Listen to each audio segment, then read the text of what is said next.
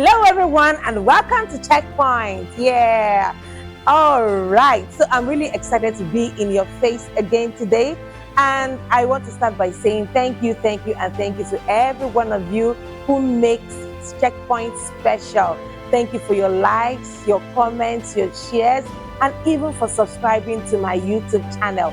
For all of this, I am indeed very grateful. So thank you, and thank you for all that you do. Now you know how we roll here at Checkpoint. You are the reason behind our message reaching a wider audience. So please, I'd like you to begin to do as you have always done. Like, share, comment. Let everyone know that Checkpoint is on. I want to really plead with you to share this link everywhere. Share this link on your Facebook pages, on your WhatsApp groups. Share it to everyone you know, because we'll be sharing something very wonderful in this very episode. And I am so sure that your life will be edified and inspired. Remember that here at Checkpoint, we always share with you videos that help equip, empower, and edify you to become the very best version of yourself. So what are you waiting for? Go ahead and share. And then don't touch this link. Don't move away from this video, because I'll be right back after this break. Don't go anywhere.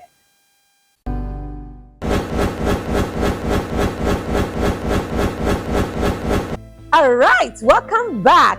Okay, so I hope you have already shared the video. Make sure that everybody around you knows that Checkpoint is on right now. So today on Checkpoint, I'll be sharing with you the topic, very simple and very inspiring topic. My topic today is principles practiced by highly bonded couples. Principles practiced by highly bonded couples. You would agree with me that couples who are bonded don't just bond automatically. All right, for couples to be bonded, something has to happen.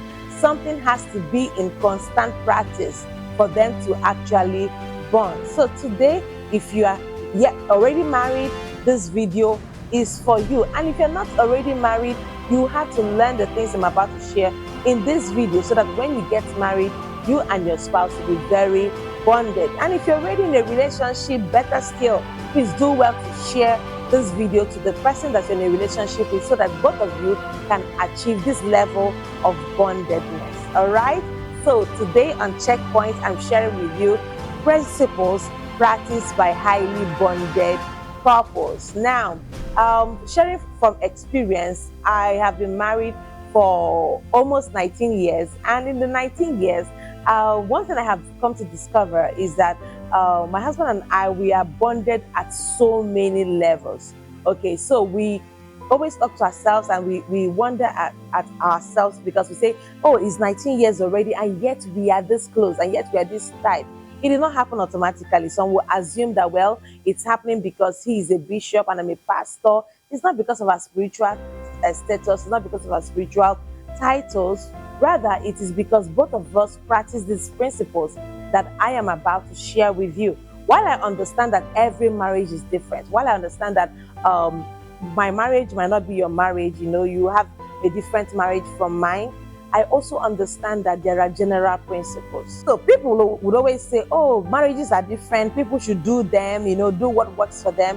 I've heard that 1,000 times. But listen to me, beyond you doing what works for you, beyond you doing what you feel like doing, there are certain statutory principles, all right?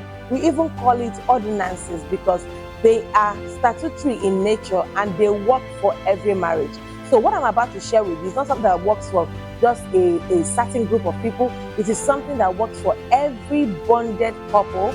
They have these things I'm about to share with you right now. They practice it. They know that this is one of the reasons why their marriage is bonded, why they feel bonded in their marriage. So please, I'd like you to listen with rapt attention, and please help me drop a comment. It is possible that as I begin to share, that I might not be able to cover all the points involved in this very wonderful topic, but I know I'm going to do a very great job. And I also love you to add some other points that you feel I missed out in this video, okay? I am always willing to learn from you equally.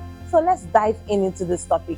and talk about the principles practiced by highly bonded couples. Now, of course, we already know who a bonded couple is. A bonded couple will be any couple anywhere around the world, married, legally married, who are together, who are united, not just in body, but in their soul, in their mind, in their behavior, in their attitudes, in the things they love, all right, in the things that inspire the both of them together. They are together and they are bonded. So number one principles practiced by highly bonded couple is that they enjoy deep friendship with each other. They enjoy deep friendship with each other. I have heard the saying, and I'm sure you have too, that saying that goes, marry your friend. Well, while the saying might be true, because people who usually get married to their friends have a very beautiful relationship eventually, I would also say to you that in case you didn't get to marry your friend, make sure that you make the person you married your friend. So while the saying might be true on that one aspect, it is also important that when you get married, that you make that person that you got married to your friend, because friendship is essential for marriage to thrive. Every time you see a highly bonded couple, what they do have in common is that they have their friendship intact. They do things together, they are happy with each other, they show up for each other, they are excited spending time with each other. That's how you know a highly bonded couple. My husband and I have been married for almost 19 years, and I can tell you for a fact that when we got married initially, we weren't friends per se. You know, we hadn't known each other ever. We just met, and then 6 months later, we were traditionally married. Another 4 months, about 10 months later, we wedded. You know, I wouldn't say that we were friends, so to say. But then we saw our friendship grow over the years. Today, we are so bonded that sometimes we wonder at our level of bondedness that increases as the year increases. It's almost 19 years, and we are so knitted together. Now, we were not friends at the beginning, but we knew that friendship was essential for us to have a very beautiful and blissful marriage, and we made each other our friends.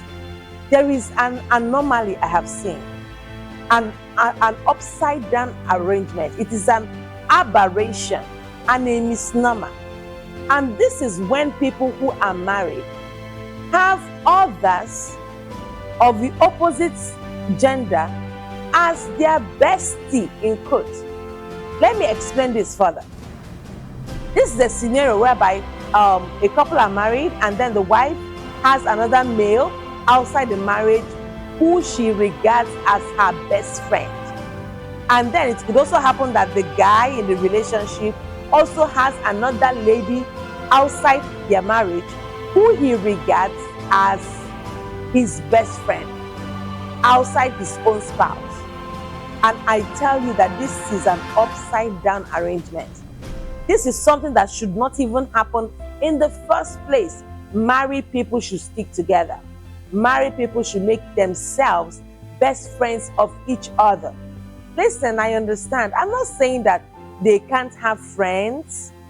Of course, they can have friends, all right? Friends outside the marriage, friends within their workplace, friends around their vicinity. It could be friends even of the opposite gender. But that does not mean that they need to have a best friend who is not their spouse. Do you understand this? Okay, so I know there'll be some arguments around this. So please feel free to drop your comments in the comment section. Let me know what you think about this. Let me know what your own idea is on this subject matter, because I've heard it time and time again where people say, oh, do you know, no two marriages are the same. I know that does happen.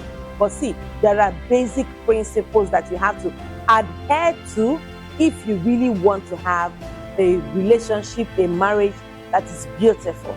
highly bonded couples enjoy deep friendship with each other. All right, so let's talk about number two. Number two principle that is being practiced by highly bonded couples is that they don't make their spouse compete with others for their love. They don't make their spouse compete with others for their love. It is true that being married to somebody does not mean that you won't love other people, that you won't give attention to other people. So there will be other people in your life, like your parents, your siblings, your colleagues at work, your partners in business, and even the people that you work together with. But all of these relationships are different. Somebody said, between your mother and your wife, who are you going to choose? Who are you going to love the most? But listen to me. We don't have to equate some of these things, because parental love is different from spousal love. Let me say this again. Parental love is different from spousal love. It is true that God has commanded us to be bonded with our spouses, cleave to our spouses, and that we together with our spouses will become one flesh. Yes, that's what the Bible has told us, and that is what we should stand by. But we understand that even in this generation and the wicked world, people have had to have more than one spouse at a time. People have had to have different spouses over a period of years. But nobody gets to have another father, nobody gets to have another mother. And this is why we should not compare parental love with spousal love. There's a difference between the two. The love you have for your parents should be intact. In the same way, the love you have for your spouse should be very much intact. Don't ever get to the point where you begin to compare the two.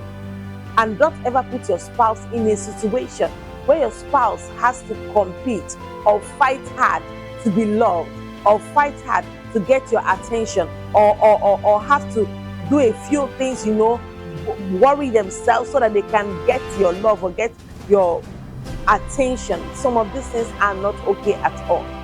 There are spouses that their wife will have to either sound brilliant, or bring money or do something, That moment when you're trying to compete, you're trying to strive, you're trying to do something extra, something outside the box, something different, so that your spouse can truly love you, then there was no love in the first place.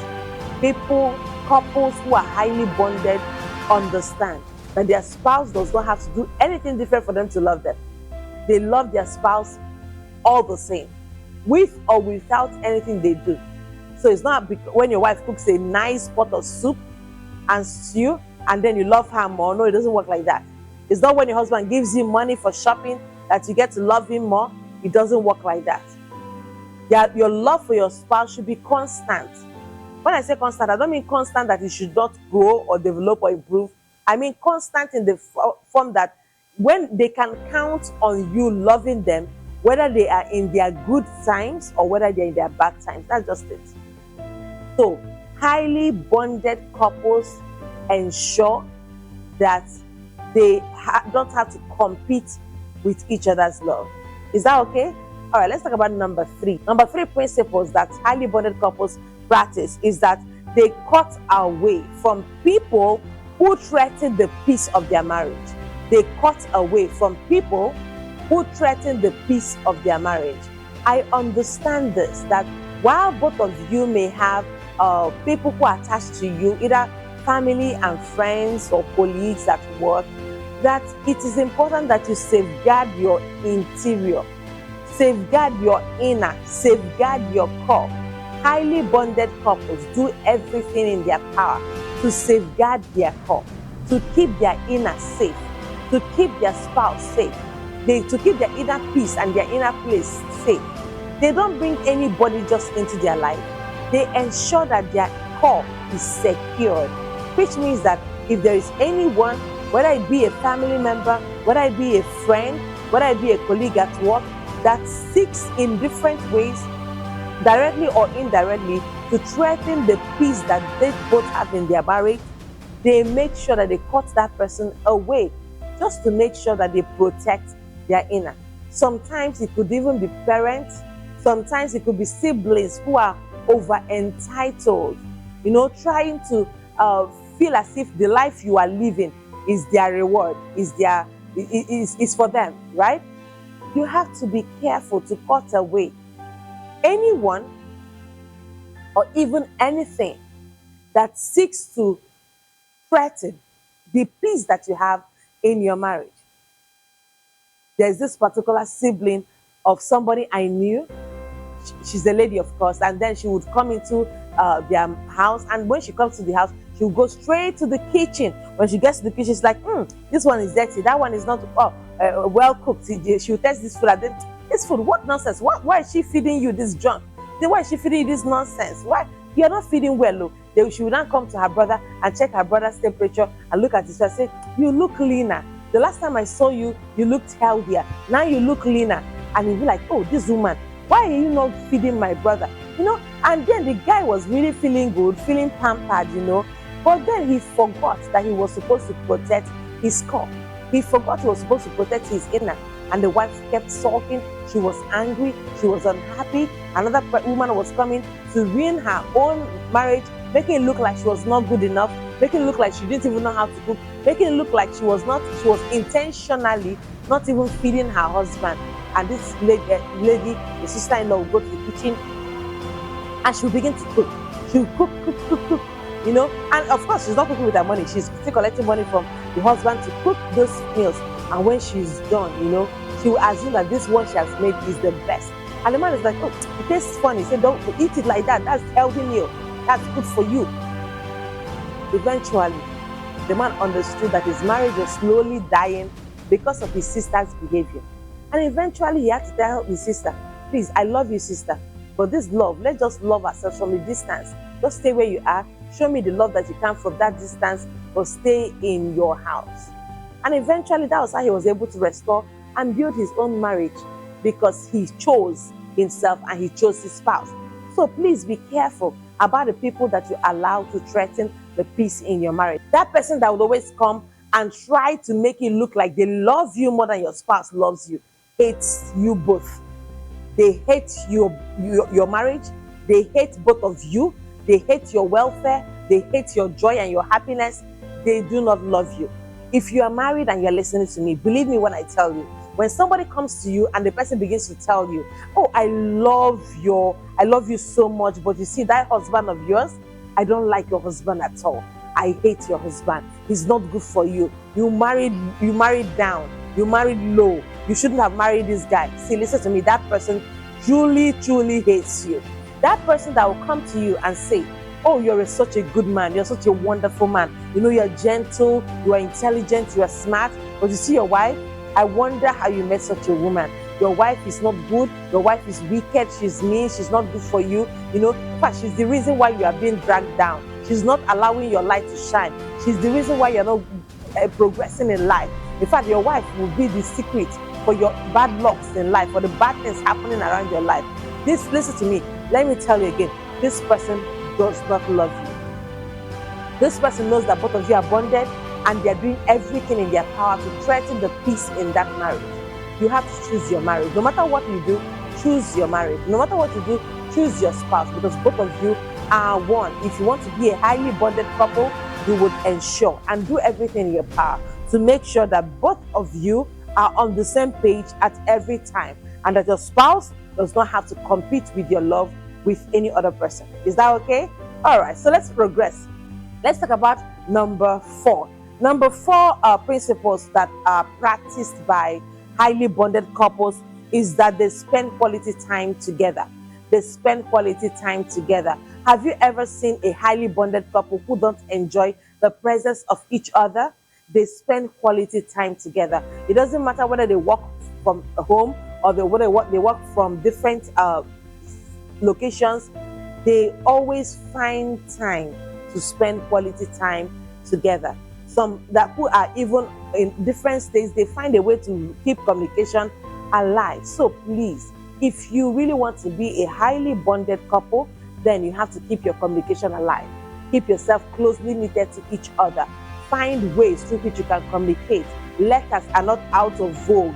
Text messages, WhatsApp messages, call yourselves from time to time, video calls, physical meetings, gisting, having date nights. There are lots and lots of things that you can do in order to spend time together. Play games, think out of the box. Anything that keeps you and your spouse talking together, anything that keeps you and your spouse laughing with each other, anything that keeps you and your spouse doing things together, that thing is healthy for you, and it will ultimately cause you to have a highly bonded experience in your marriage. Is that okay?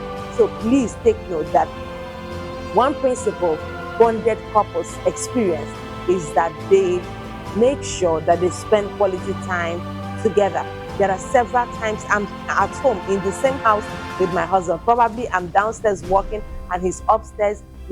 I would receive a WhatsApp message from him. We're practically like chatting while being in the same house. We are saying to ourselves nice things. Sometimes it is work, sometimes it is sweet nonsense, but at the end of the day, we keep communicating. And this is the lifeline of every relationship. Every relationship that must thrive, every relationship that must blossom, every relationship that must be good must ensure that there is what? Quality time. Quality time is essential. Even for couples who do not consider quality time as their love language, you see that quality time eventually makes their marriage better, and it makes their marriage good. It makes them good for each other. Is that okay? All right, so let's continue on this. Number 5 principle practiced by highly bonded couples is that they share similar interests or hobbies. They share similar interests or hobbies. Okay, let me say this. It is possible that the person you are married to already, or the person you want to marry, does not have similar interests with you. But along the line, if you both want to be highly bonded, you will discover that both of you will start making efforts. All right. So somebody will start making effort to start liking a particular sport that her partner likes or his partner likes. Okay, so there are different things that we like. Let me talk about my own marriage. For example, my husband and I, we despite the fact that we are very highly bonded, we still have different things that we truly like. Okay, so but for the sake of love, for the sake of our bondedness, I am learning to like some of the things that he likes, and he's like learning to also like some of the things that I like. Let me give you a perfect example. My husband, he doesn't have time for movies, so he will rather be in the realm, in the spiritual realm, praying, seeing visions. He'll just tell me an angel just walked into our room, and an angel just moved to this particular city or to this particular state, or one thing or the other. Things that you cannot relate with. They're not very tangible, are not feelable. But if you are sensitive in the spirit, you know that God is actually at work. So he's that kind of person. But you know that sometimes, because I love movies, I love to relax and watch movies as a way of resting, he sometimes just obliges me and joins me to watch my movie, just because we need to have times when we have common interests or common things that will just keeps us together. Now, I noticed that he loves football. Well, I was that kind of lady that would call the goalkeeper a midfielder, and would call the defense the captain and stuff like that. I didn't used to know much about football at all.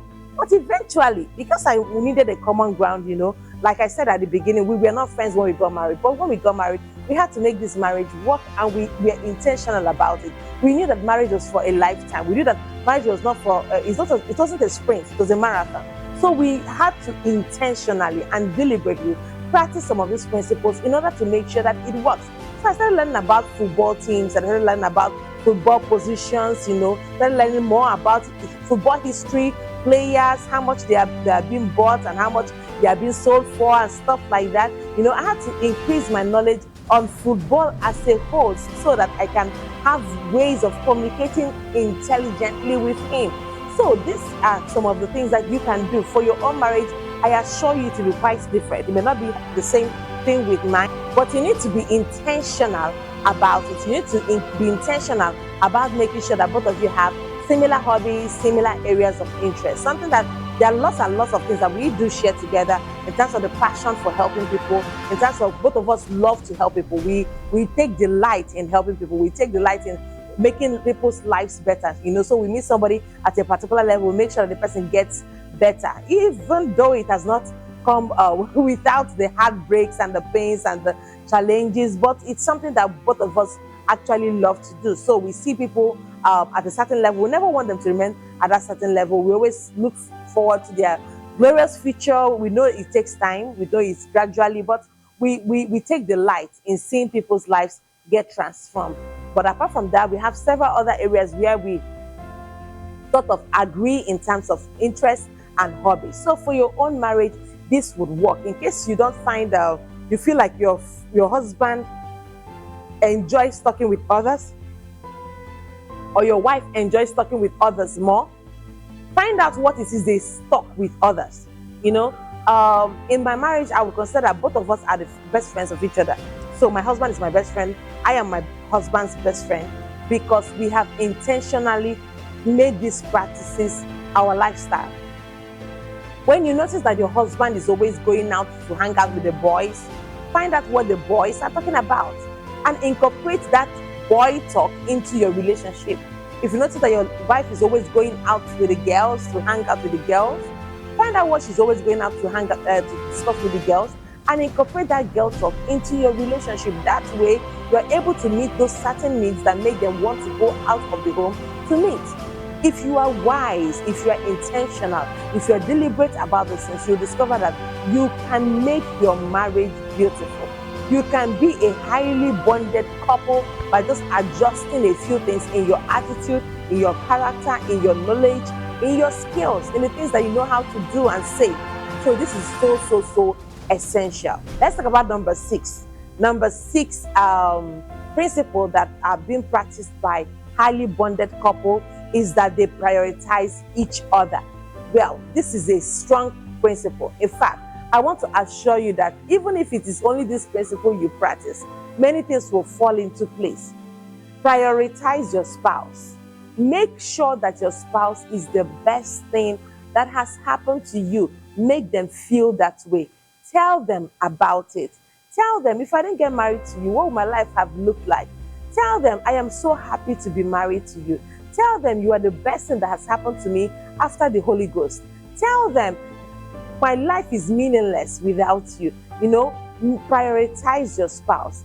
It's not just about having a sugar mouth, a sugar-coated mouth. It's about also being able to show them in your attitude, in your character, in your behavior, in your choices, that they truly matter to you.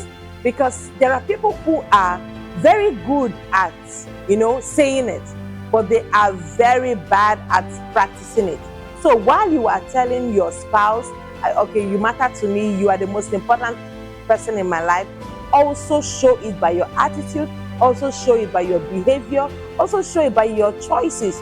You can't tell your spouse, I prioritize you in everything I do, and yet you allow others, you consider others in decision making a lot more before you consider your spouse. That's not how you prioritize your spouse. If you prioritize your spouse, you find out what is most important to them. Do you know that a cup of water given to a thirsty spouse is far more better than a million given to a spouse who is actually thirsty? I assure you. You might reason and say, oh, they can use the 1 million to just go and buy any kind of water they want to drink. But listen to me, when you are sensitive, when you prioritize your spouse, you will even know the unspoken needs that they have. Let me say this again. If you prioritize your spouse, you will know about the unspoken needs they have. Those needs that are very important to them, things that really matter to them, they may not say it, but the mere fact that you thought about them in that certain way and you went ahead to do something in order to reach out to them, in order to make them happy, in order to remove a certain fear from their life, this is you prioritizing your spouse. Please let me know in the comment section, what are the ways through which you have prioritized your spouse? What do you think about prioritizing your spouse? Because honestly, I think it is a major principle for you to become a highly bonded couple. Prioritize them, not just in words, but in deeds. Find out, because what is important to me and not be what is important to your spouse.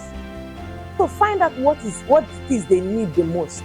Find out what it is that, in fact, when somebody is talking, you can easily say, you can easily testify what is most important in their heart. It was not difficult for us to know what was important in the heart of God. When God sent down his only son here to die for us, we knew that what was most important to God was the souls of people coming back to him. So find out from your spouse, directly or indirectly or through conversation, what they need the most, and strive to the best of your ability to meet that need. You'll be surprised at how much love your spouse will feel, and in return, they want to give back to you. That's the natural course of things. All right? They want to do back something nice to you simply because you show them that kind of love. All right, so let's continue and move ahead. Let's talk about number 7.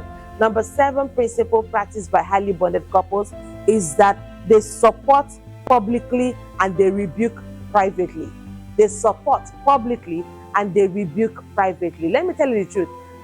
Every couple you know, even myself and my husband, there are times that we don't get it right. Okay? There are times that we don't agree on each other's decisions at certain times. And when this happens, we have learnt this as a principle. We support each other publicly, we rebuke each other privately. So we don't get to share the fault of our spouse with the world. We don't get to tell them in public. You see, listen to me. Your spouse is not stubborn. It's just that you have to change your approach at correcting him or her. The fact that she is your wife does not mean you can talk to her anyhow in public. The fact that he is your husband does not mean that you can correct him for the wrong thing he has done in public. So you can come back at home in the cool of your house, in the cool of your room, in the calmness of your bed, and let him or her know. See, this thing that happened today, I'm not sure I really like it. I am not happy about it. See how it made me feel. It made me feel unwanted. It made me feel sad. It made me feel unhappy. It made me feel like I didn't matter. And then the other person will calmly say, oh, I'm so sorry about it. I promise you it won't happen again. This is the best way to resolve your conflict. Don't go out because you feel, oh, I can talk.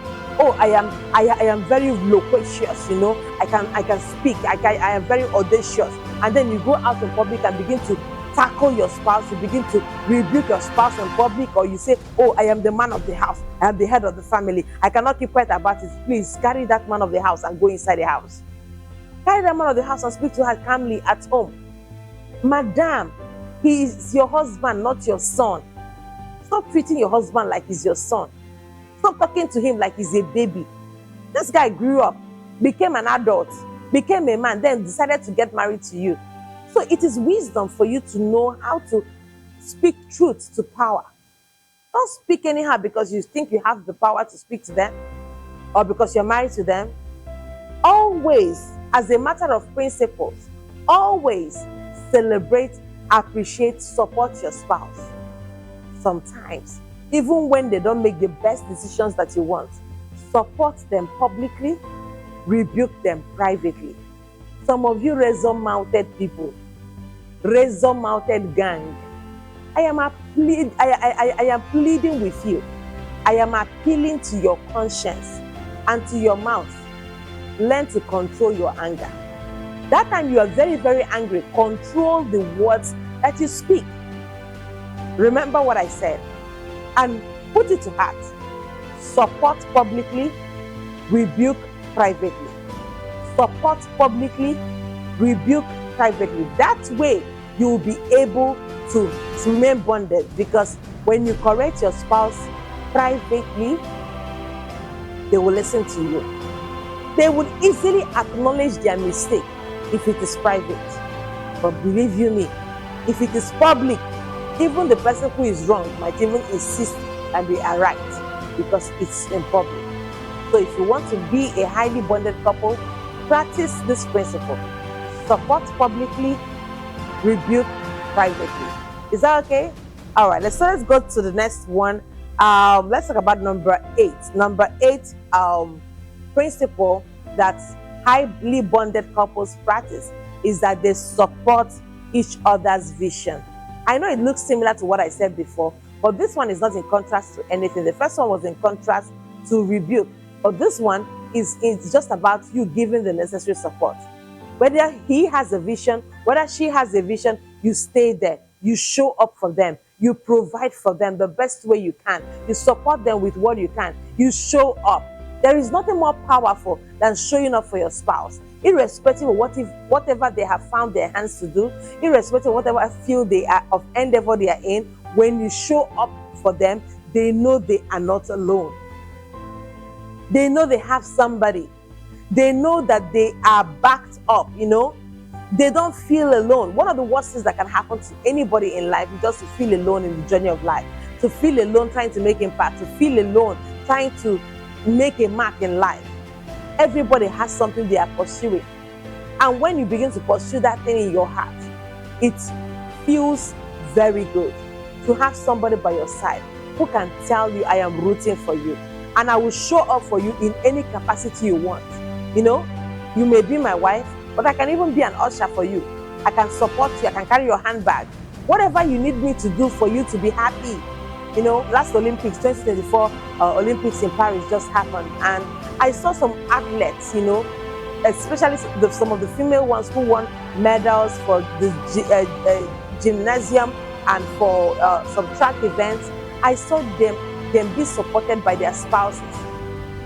And even though they weren't at the forefront, I saw them hailing them, shouting, clapping, waiting to give them a hug at the end of their race. That was beautiful to behold. One particular one, he was a Paralympic, which means that he was disabled, but he was also participating in some form of sport. He was there all through for his wife. There is nothing as beautiful in life as support. When people see how I support my husband, sometimes they assume that I am senseless. Sometimes they assume that I am foolish. When others see how my husband supports me, some may assume that he's just a woman rapper. Or maybe he's being controlled by me. But we know that the secret to longevity in life and in marriage is that you have to show up for each other. You have to support each other.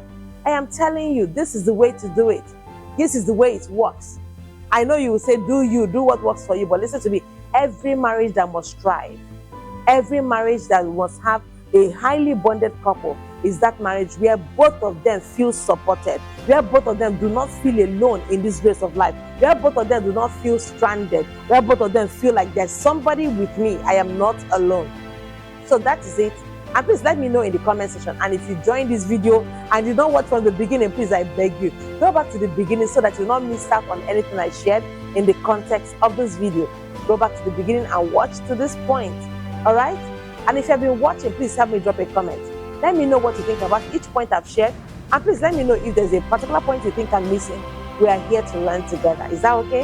All right. So let's talk about number 9. Number 9 principle practiced by highly bonded couples is that they build up the strengths of each other and they reduce the weaknesses of each other.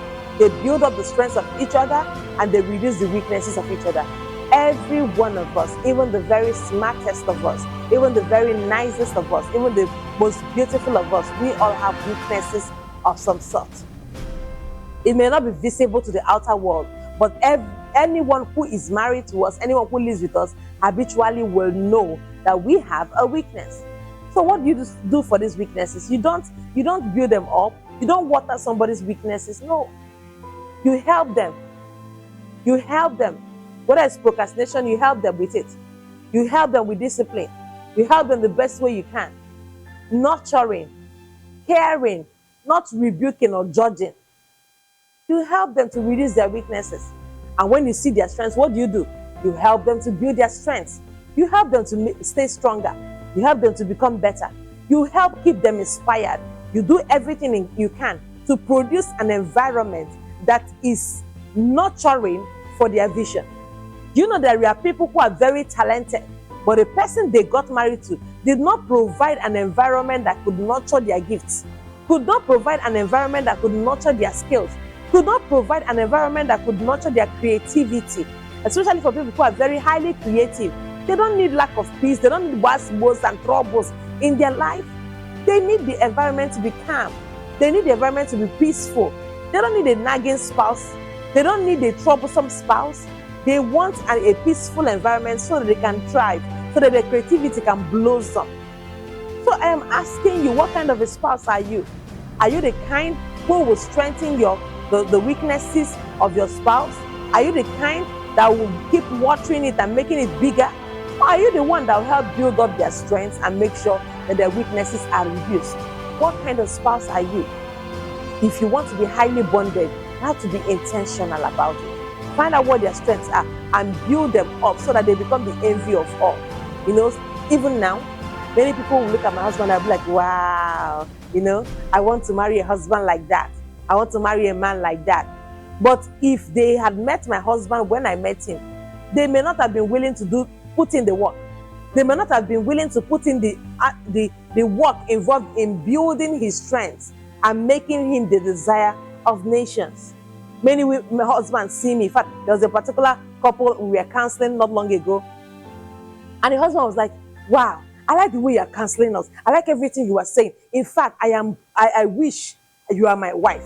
I wish I met you earlier. I was like, you are joking, right? You are seriously joking. In the midst of your trouble, you think that the solution was to have a better wife. No, that's not the solution. If you met me earlier in my ungroomed stage, you may not have liked me. You may not have appreciated me. Somebody supported me, built my strength, and gave me the confidence that I have now. And that's my husband. He has supported me. He has been my number one biggest fan, my number one cheerleader. You know, telling me I could do things that even me, myself, did not believe I could do. And this is because I had somebody supporting me, building my strength, and watering down my weaknesses and reducing my weaknesses. Meanwhile, there are others that will bring out the devil in you. See, listen to me. There is bad in every human being. Pray that you don't find yourself in an environment where the only way you can survive is to show the bad side of you. There is bad in every person. Even though the Holy Spirit lives inside of us, there is an environment that will be created around you. There's an environment that will develop around you. And your only means of survival is fighting. Your only means of survival is quarreling. Your only means of survival is looking for how to attack back in order to survive. There are people that can bring out the devil inside an angel. I'm telling you. There are people, in fact, their environment does not nurture for good. It nurtures for evil. So, if you have a good relationship, thank God for that. If you have a good marriage, thank God for that. Because there are environments, there are spouses that you meet.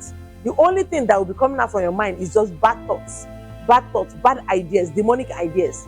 Because of the kind of environment they have created around you.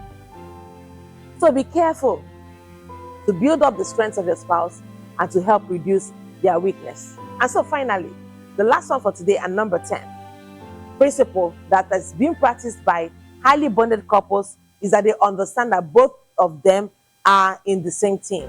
They understand that they are in the same team. Many times when we have challenges, many times when we have troubles, many times when we have misunderstandings, we always forget that we are in the same team. We should always remember that our spouse is not our enemy. When troubles come, let us join hands together and face the trouble. Let's not begin to transfer aggression to one another. Let's not begin to see ourselves as the enemy of each other simply because we are stressed out, because we are sad, because we are angry. Let's not fight each other. Let's remember that both of us are in the same team. It is us against the world, not us against each other. Many couples make this mistake. Next time when you have a misunderstanding in your marriage, calm down, count up to 10, breathe in, breathe out 10 times and tell yourself, we are together in this. If it is a struggle, we will do it together. If it is a challenge, we will handle it together. If it is a pain, we are going to endure it together. If it is a mountain, we are going to push it down together. Both of us are in the same team. You know, the devil is so deceptive. Whenever he wants to destroy a couple, he will come and begin to plant doubts in their hearts. He will begin to plant hatred in their hearts. He will begin to plant enmity in their hearts. Begin to make them feel like each other is the problem. You are not the problem of your husband. Let me say it again. You are not the problem of your wife. Both of you are not the problem of each other. There is only one problem, and that problem is the devil.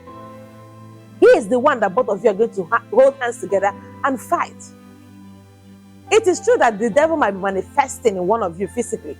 He might be manifesting through one of you in your attitude, in your character, in your behavior, in your utterances that are so painful.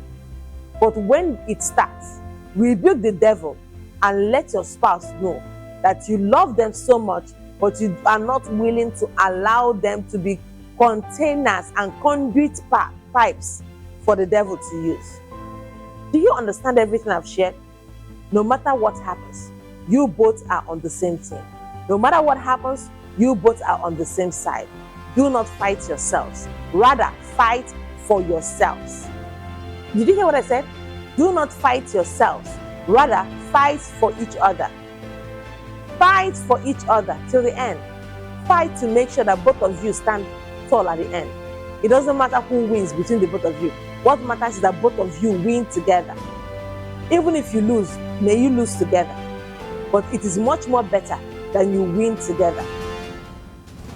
If you really want to be a highly bonded couple, these principles I've shared with you are things that you have to imbibe into your life, are things you have to imbibe into your heart. I know you may not be married, but please learn this now, so that when you get into a relationship, you will see the person who has the possibility of bonding with you in any way. Now, these are the few things I decided to share with you today on Checkpoint. I hope you were thoroughly blessed.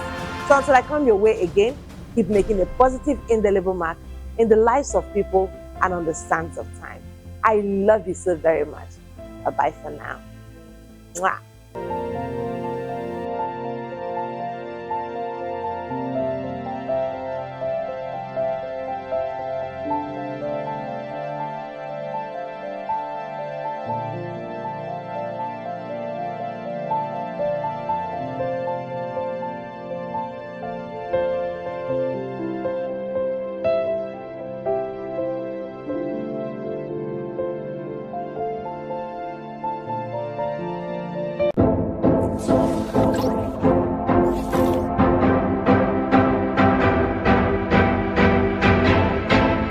Everyone, I hope you are blessed by that message. All right, so I want you to just go ahead and support us. If you are led, go ahead and just sow into the account right on the screen. And I know that as you do that, God will bless you big time.